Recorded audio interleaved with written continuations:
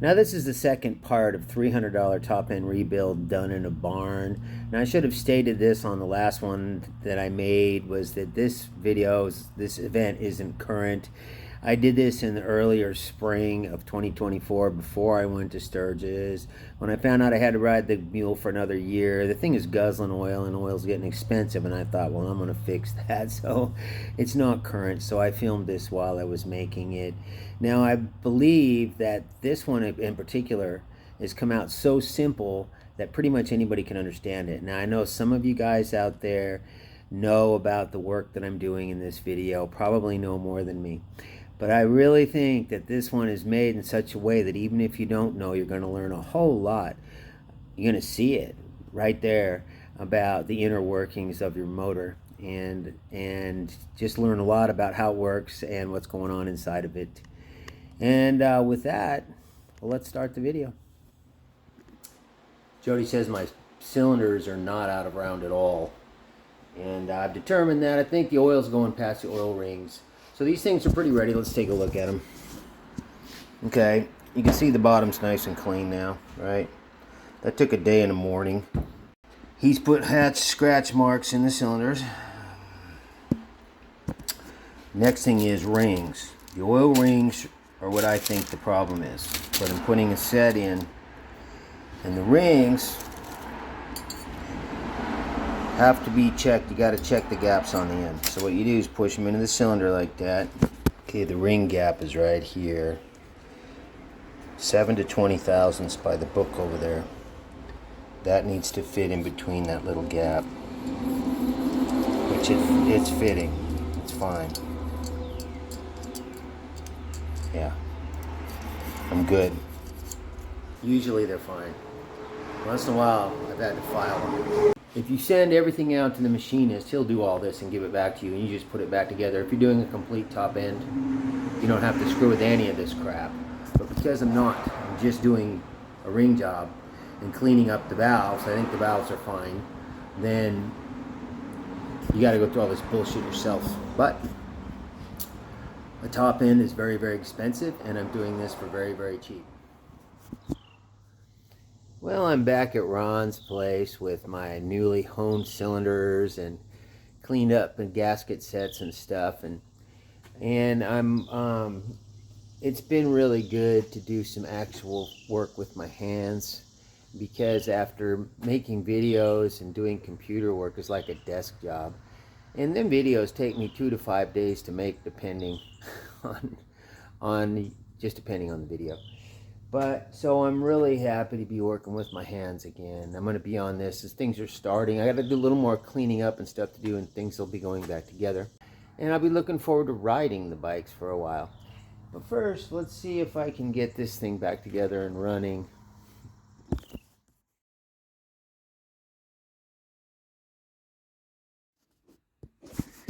Okay, you need to have one of these, which doesn't look like a really expensive tool to me, right? A valve spring compressor, in order to get them apart. And what it's going to do is it's just going to push these springs down, and then there's 2 little keeper pieces in there. See them? Anyways, that's 2 little pieces. Those will come out, and when that comes out, the springs will come off. So let me see if I can get it hooked on there and together. You can plainly see that this thing just goes over that. See it? Fits on there like that. And then you screw the other side down, and it compresses it. Can't probably do this one-handed too well. Okay. This is going to compress that spring down. See it pulling it down? And it's pushing it down. Underneath it is these 2 little keepers. Let's see if I can get it out with this magnet. See that? There's one.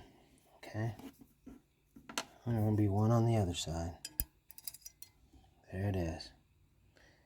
There it is. Okay. Now,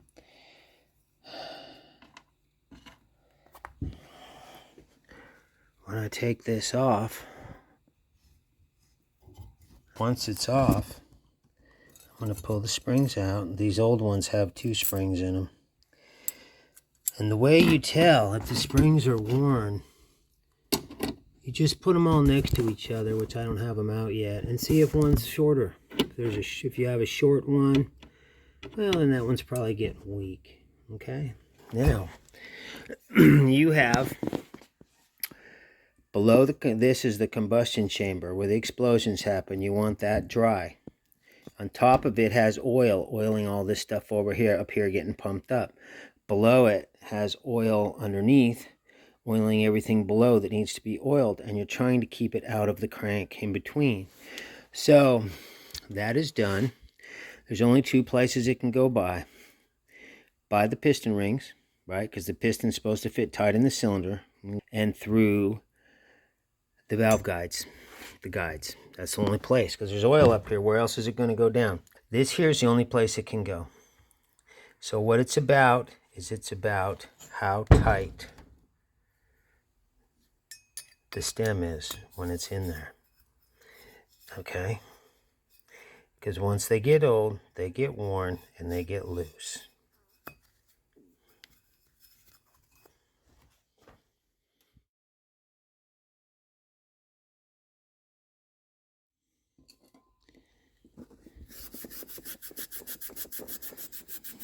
Days of our lives, man. That's what I want to call this video, because you spend days of your life doing this bullshit here. This cleaning part just takes time and persistence.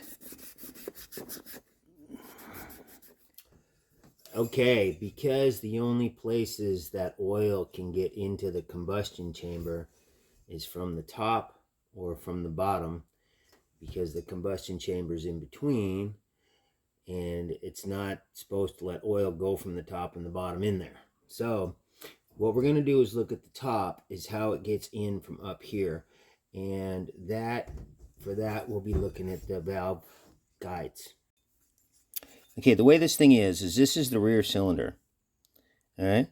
Carburetor goes in here. There's another cylinder right here, right? I mean, you got 2, V-twin. Carburetor goes in here. The gas and air goes through this hole. You see? And it goes down into here. These are the doors, call them valves, but they're the doors that let the gas and the air in, and they let the exhaust out. And this is how it works. Let's take the intake valve, okay? This goes in here. That's the door. See the way it can be opened? By pushing it. That's how it works. So we're looking in here. When the rocker pushes down on this at the right time, it opens it and closes it. You can see it happening in there. Okay, so this thing, the valve stem, goes through a guide, which is really a brass tube. See it? It's just pressed into this head, into this aluminum head. So what we're concerned with is these guides eventually get loose, and then oil starts going between them and into below, into the combustion chamber, and you start getting oil in there. You start using oil, and your oil turns black fast, because the exhaust will also go the other way, mostly through the rings. So this is how we're going to check them, okay? What I'm going to do is hold my finger over the end, okay? And then pull it out. See the way it pulls back? There should be vacuum on it. Okay, listen to this. See, that one's pretty tight. So that's what we're concerned with.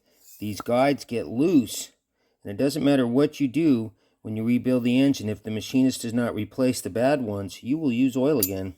And you can get a bad machinist who's lazy and doesn't want to do it, and just figures out they're close enough. On these heads in particular, they all seem to be pretty tight. The loosest one I have is the front exhaust.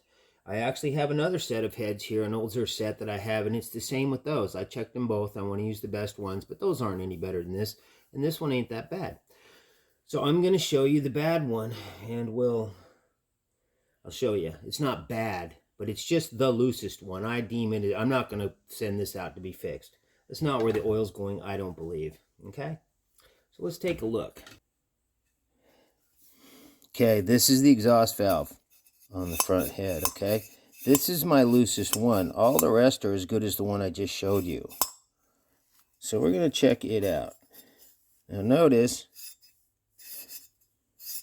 it doesn't pull back as much on my finger. I don't feel as much vacuum, right?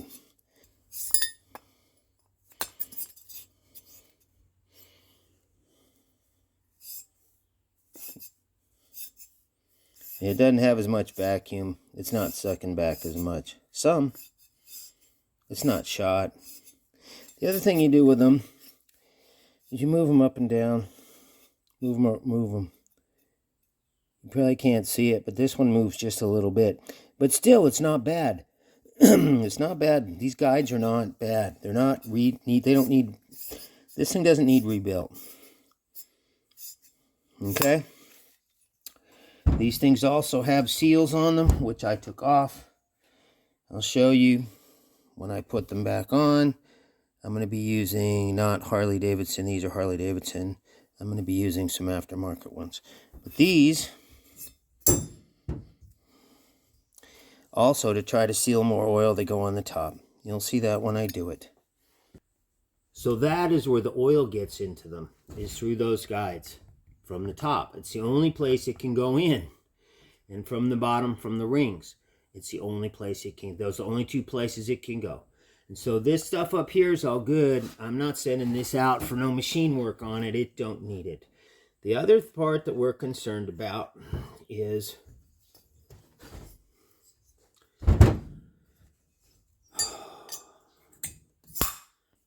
the seal that this thing seals, because when the piston comes up, compresses all the air and the gas in here. Everything has to be compressed to make an explosion. That's what compression is, okay? These things begin to leak after a while, and so you're trying to get a seal on them. Now, the head is aluminum, but the guides, I don't know if you can see it, this piece here is case hardened steel. It's pressed into there. It's called a valve guide, right? Okay. Or not a valve guide, but a valve seat. Okay. So, this one had carbon on it, and etc. They get to leaking after a while. Once in a while, one will get a hole burned right through the side of it, and then you got a real problem. Now, I don't know if you can see it. We're going to see if I can catch it here. But this one is pitted up where the valve meets it. So let's see if we can get a close look at it. Can you see it here?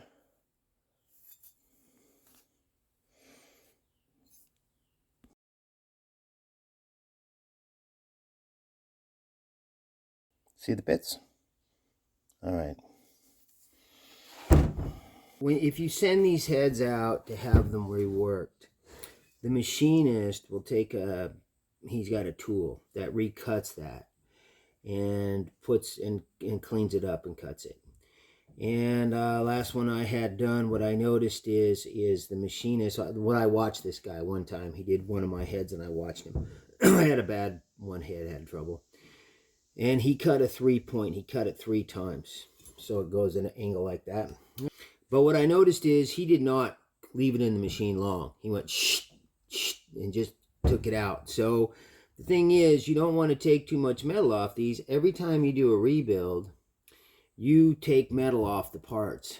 And you can only do it so many times. And so you don't want to do a rebuild unless you need it. And you don't need it unless you're using oil. And you can keep riding it for as long as you don't mind putting oil in. So, but what I'm going to do to clean these up is I'm going to hand lap them down. And how that's done is you got to have one of these special tools. It's a stick with a couple plungers on it. You stick it on the valve. Come on, baby. Okay. So it's stuck on there like that. and I'll show you how it's done. Okay, now I got my little valve on the end of my suction cup here, and I'm going to take some of this special lapping compound, which is made for this, but what it is it's grease with sand in it, or grit. I'm going to put it around that thing. It's like sandpaper without the paper is what it is, okay? And then, instead of using a machine, this is called hand lapping. And you just take it like you're lighting an old Indian fire.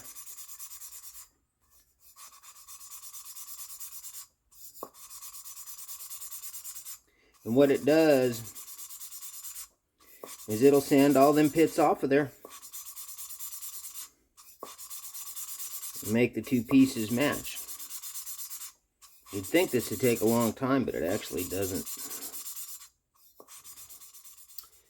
Okay, let's take a look at what I've done, what I've got so far. Now I just did the intake valve right here.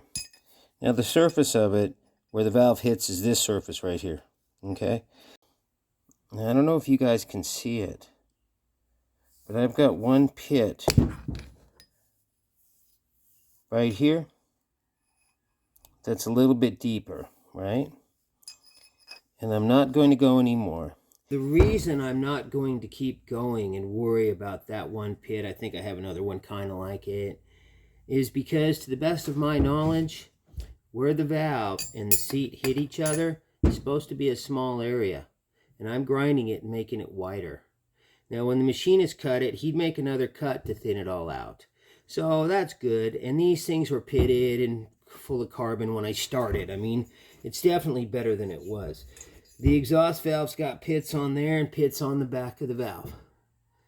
And I'm just going to do the same thing to it, get them all as clean as possible. I'm here to tell you something, things do not have to be perfect to work. I had a friend who, when I needed a motor years ago, and he sold me one, and he had bought a wrecked bike bagger from an auction. And he rode it a while, fixed it, rode it a while, and then he put this 113 Ultima engine in it that he wanted in there.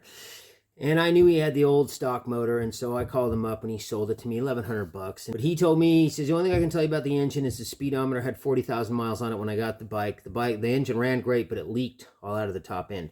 So I took the top end apart before I put it in the bike, because it was easier to do, to put new gaskets in it. And when I did, I decided to have to hone the cylinders and put in rings. I don't remember what was going on at the time, but the cylinders were out around quite a bit. The machinist thought they needed to be bored. I called up my buddy. I said, hey, this guy says this needs to be bored. He told me, he said, things don't need to be perfect to work, Scotty. Just put it back together and give it and see what happens. And I did. That fucking motor used a quart of oil every 7,000 miles. I've only ever had 2 motors that did that, and it was not right inside. Shit don't need to be perfect. Just needs to be pretty good. So what I'm going to do is I'm going to do this other valve, and then we will get this off here, start with the other one, and then start putting this thing back together. I'll show you how the heads are going back. All right, guys, I got one valve here I really don't like the looks of. Let me see if I can show you, and I'll show you why. It's got one big pit in it that I'm never going to be able to get out. I don't know if you guys can see that probably, but there's one pit there that's too deep.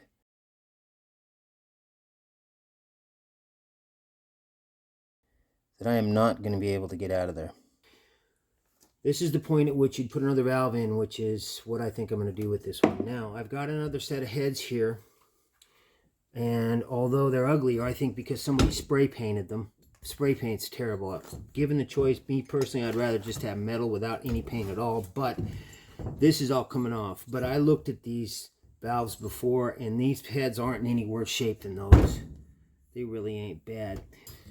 So let's take a look. I'm going to pull out this valve. And we're going to see. I did this once before. I had a problem with the valve and somebody gave me a used one. I put it in and it worked. Now we're going to see if this one will fit in there okay. Okay.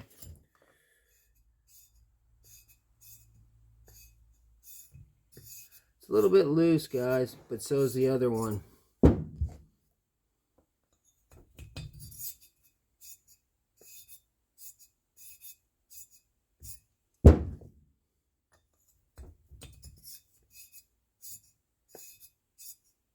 It's a little bit looser. It's looser than that one. I've had worse. I've had them where they didn't suck on my finger at all. Of course, those were engines that were using tons of oil. I'm going to clean this one up and see what I get. Okay, now I have these valves ready to go back together. I took this one out of the other heads. If I wouldn't have had another set of heads, I would have just used the one that came out of it. This is the kind of stuff I used to do with my old bike before the mule here, which kept it alive for over 500,000 miles, man. But I've tried not to do that with the mule. I told myself I would fix things, you know, more completely and buy new parts and OEM parts when I could get them. And that's probably why the mule's in pretty damn good running condition at this time. But here, there's a couple things. One is this top end's not worn out yet. It's just them, I think it's the oil rings on the pistons. The heads were fine. I could have just taken them off and put them back on, man, and not done anything to them. But in order to check the guides, I had to take them apart. And while I got them apart, I might as well like mess with them some. So what I'm going to do is I'm going to put this valve together, and I'll show you how that's done. Okay, before I put the valve in, I'm going to lube it up. And I probably should be using assembly lube, but I don't have any. So we're going to use oil, which just means I'm going to oil this thing up, right? Okay.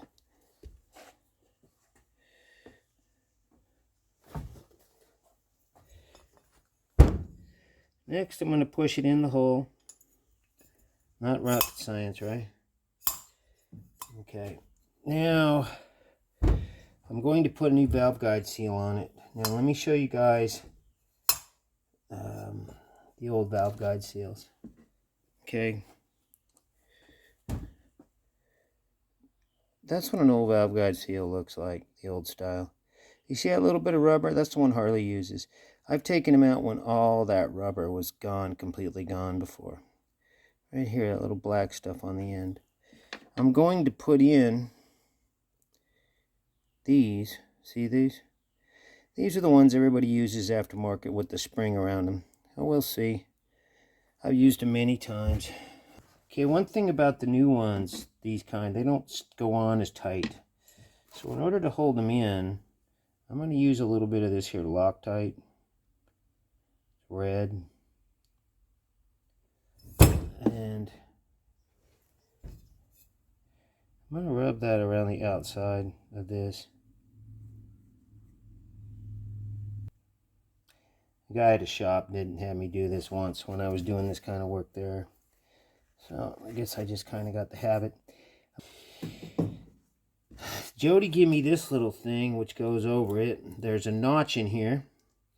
And supposedly that can kind of chew this up. I've never had it happen. I've put them in without it before. And with this, I ain't sure what I'm supposed to do with it. So I'm just going to put a little oil in it. Push it on there. Okay, that's the seal. It goes here. Just like that. You can about push them with your hand. But really, yeah, Jody gave me this cool tool for pushing them on with. Okay. That's probably it right there. Plastic thing came off in there. Okay. Now something that I forgot to mention, and I actually forgot about while I was doing it, is that a lot of the valve guide seals, they come in the instructions, which I didn't get with these, is they tell you to go down the guide and mark the side of it like with a pencil or something, and to only push the valve guide seal on so far, because if you push it too far, sometimes it'll spread the top part. And I forgot about it myself, so I just shoved them on there. So that's something to know if you get them, not to push them on like down as hard as I did. But I mean, it's worked out fine, and the results have been good. And of course, I'll tell you about that when the job is complete. I'll tell you exactly what I got and how well this worked out. But I just want to throw that in there for y'all. Now, what we're going to need, we you got a moving valve there. There's some springs. I'm putting the same springs on it that came off it, although this one does have a different valve in it.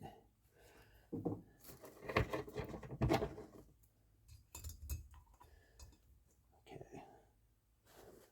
Take this valve spring compressor. This is a tool you can't do this shit without. You gotta have one of these. But I bet it's cheaper than 3,000 bucks. Okay, I'm putting this back together. Okay. And I gotta take these little guys. One goes in one side. Let's see if I can get it in there. Uh-oh.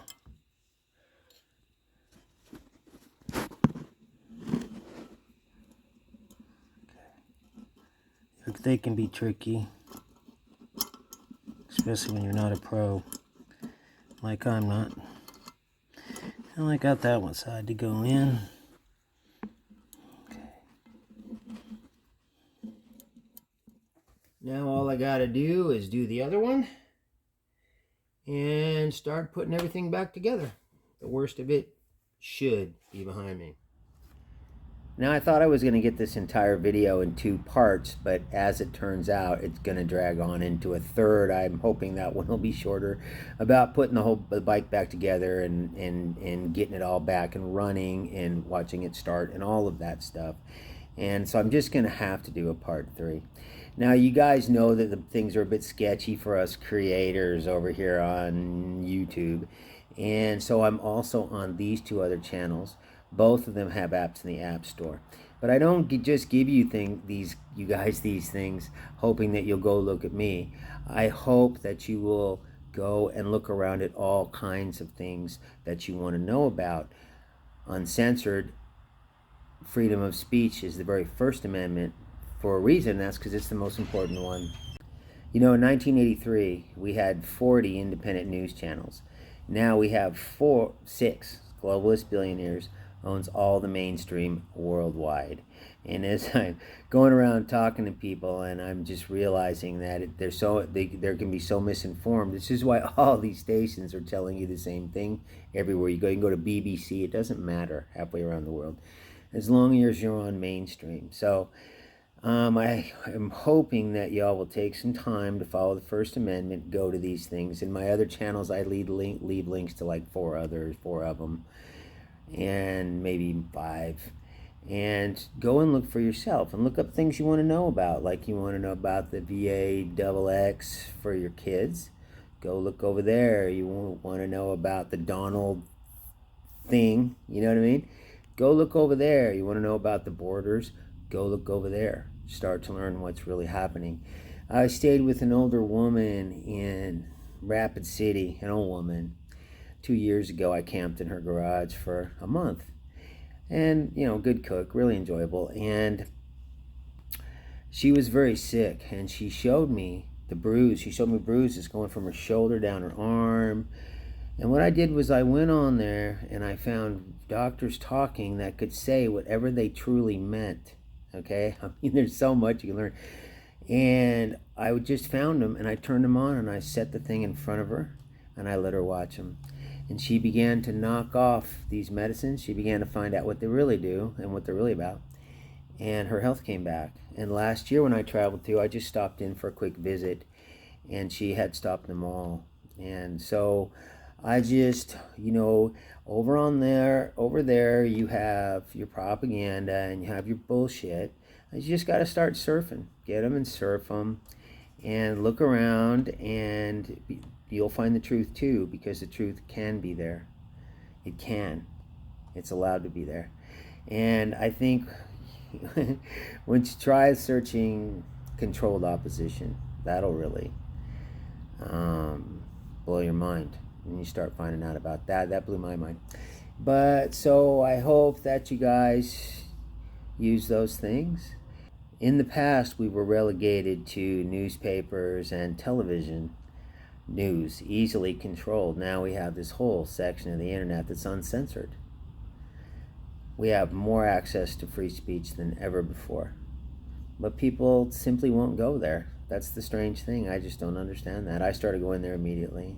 And here too. I go here too. And anyways, with that, you know, I'll see you all on the third part. There's going to have to be a third part. We'll see if I can get this bike running and if all the work I did actually paid off. See you there.